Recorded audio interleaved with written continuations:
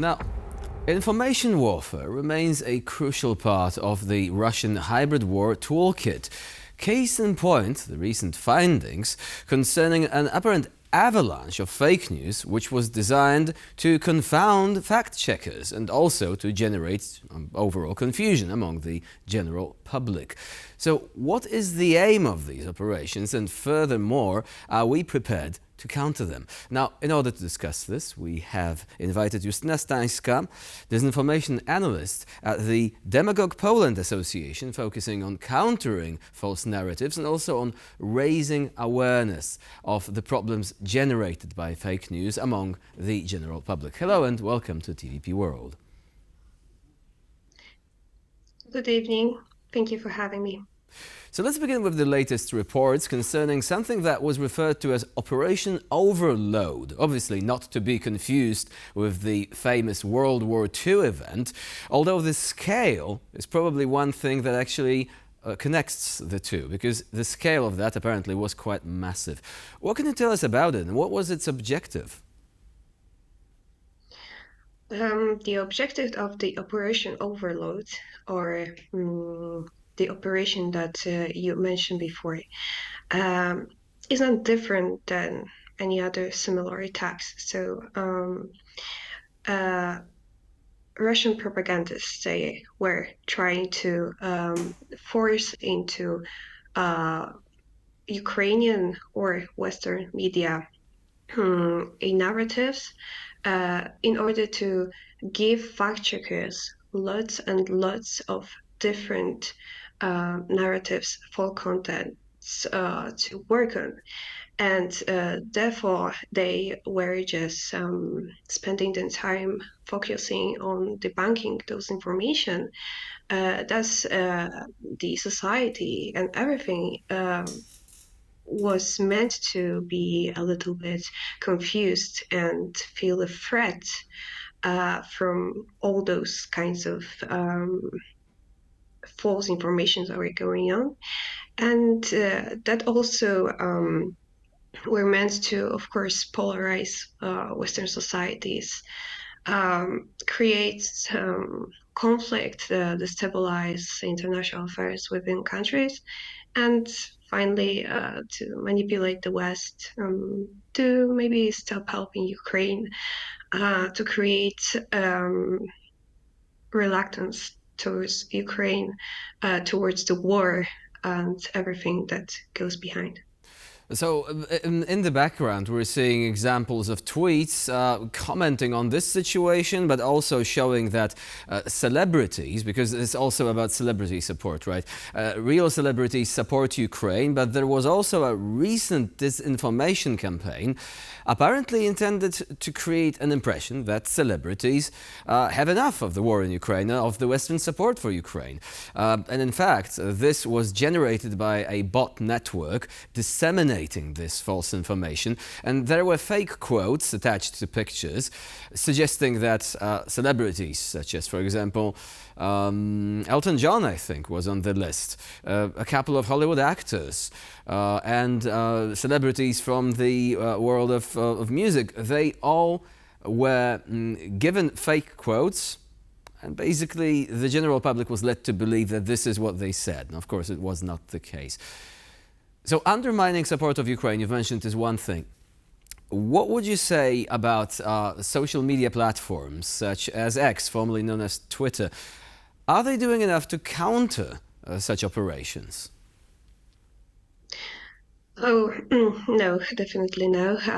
Twitter is actually on the bottom of the list of countries that are social platforms that are trying to fight disinformation. Let's say generally, social media platforms are not doing enough. For instance, in the EU last month, the EFCNN published an evaluation on how online platforms are fulfilling their commitments to the EU's Code of Practice on Disinformation. And it turns out that the biggest problems is the fact that companies often lack cooperation with with local fact-checking organizations. So that means that not every region and every language is being monitored and covered. Not to mention different techniques that I use to hide disinformation from initial moderating algorithm. Of course, in the EU, we have the Digital Services Act. Online platforms are obliged to have effective risk mitigation measures, including X, well, Twitter, social media platforms that are signatories of Code of Practice on Disinformation agreed on self-regulatory standards to fight harmful content, and Twitter is one of them, of course. We hope that this will soon become the obligatory code of conduct, but at this moment, fighting disinformation on X, for example, is extremely difficult, as the platform itself is not doing enough to even let fact checkers into itself to help mitigate the crisis. So overall, we see a situation whereby fact checkers are kind of left on their own in this regard, at least. Do you think that a part of the problem is also that governments or international organizations are not flexible enough or not quick enough when responding to these threats? There has recently been a phenomenon known as NAFO. Of course, I mean recently, 2 years already, right? It's a grassroots movement fighting against disinformation. But it shows us that, because if governments were effective at doing this, we wouldn't need a grassroots movement, right? I wouldn't necessarily put governments or international organizations next to such groups as the North Atlantic Fellow Organization that you mentioned. What NAFO did was ridiculizing Russian propaganda, creating memes, using humor as a weapon, and they themselves stated that they are not fact-checking or debunking. Although the approach is highly effective, we still need hard facts and trusted sources of information. So preparing such analysis of false content takes time, as it takes time to introduce new laws, regulations, or develop technical tools. I believe that in this case, all hands on deck, cooperation is crucial to fight disinformation, and we can do it both ways. I wouldn't say that governments are too slow. So NGOs and organizations which are monitoring the information sphere, and they are doing, as you've mentioned, a magnificent job at highlighting certain issues, sometimes even before officials can actually respond to that. What methods are being employed, so to say, in order to make that process effective?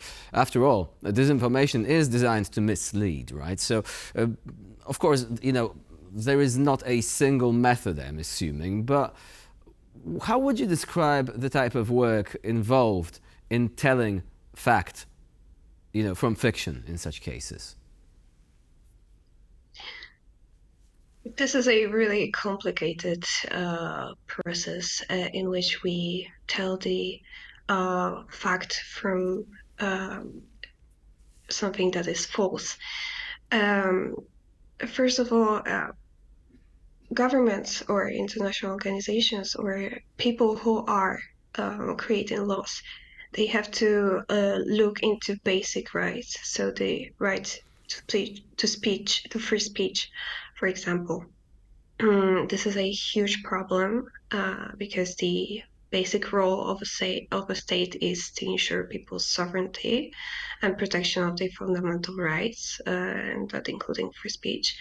However, free speech is, of course, protected unless it violates the rights of others or security of a state.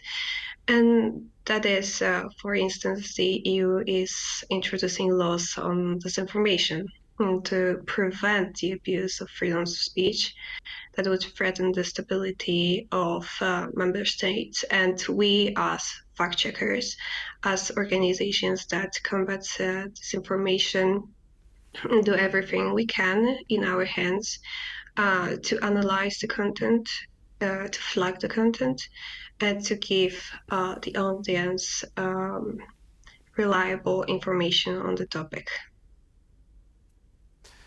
And speaking of disinformation in this context, there's one more issue that I will talk about basically. You've mentioned freedom of speech, right? This is one of the fundamentals of every democratic state.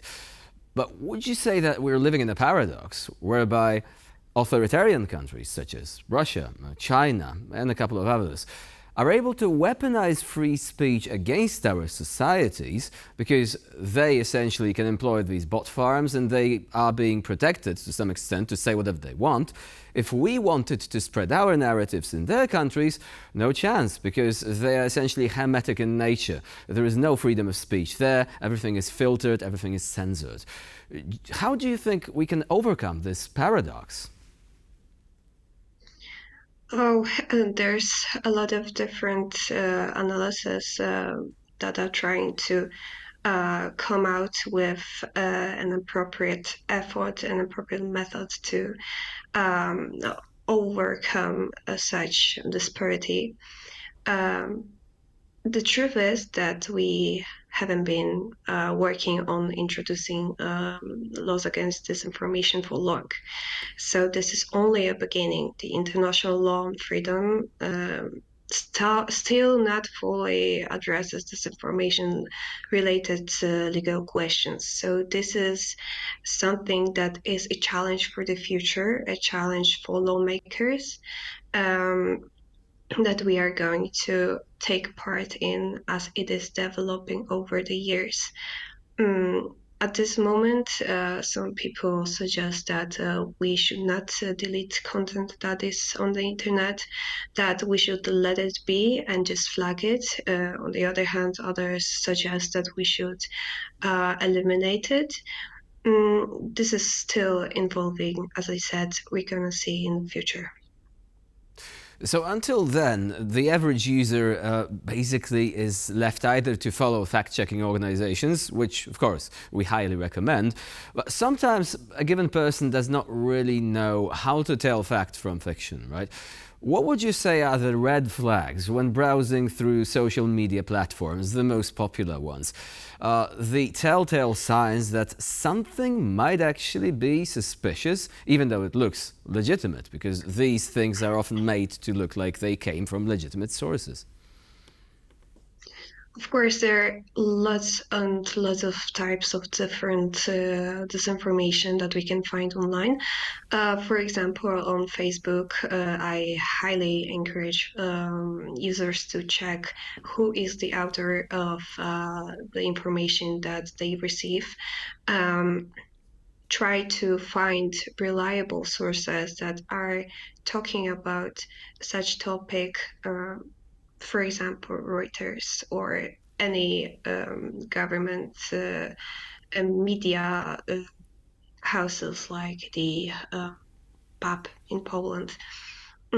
I highly encourage to just be cautious to think about emotions that a post gives us.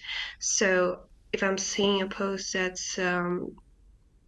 that makes me angry, makes me hate someone or something, I should see it as a red flag, stop myself, and see if that isn't manipulative, because it usually is. But the And problem is also, that uh, angertainment, unfortunately, is also a thing. Like some media organizations, especially like, tabloid newspapers, they often employ such tactics to drive engagement. They want more clicks and all that. So, uh, how do we tell, fact from fiction in that case? in that case, as you mentioned, some news outlets use so-called clickbaits that are meant to bring our attention to a post. I would suggest to read the whole article or watch the whole thing, because not always what we see in the title of the actual article is what is in the essence of the whole text. Um, let's remember that Google is a great tool to finding information, And I highly suggest to create a base of trustworthy sources, basing, for example, on articles from fact-checking organizations that we can use to actually see what is going on. So using common sense in order not to fall into the trap of misinformation, and these traps are being set by highly professional, sophisticated actors, working in many cases for authoritarian countries. So it's worth remembering and bearing in mind. Justyna Stańska was our guest today here on TVP World. Thank you very much for joining us and for sharing your insights. Thank you so much.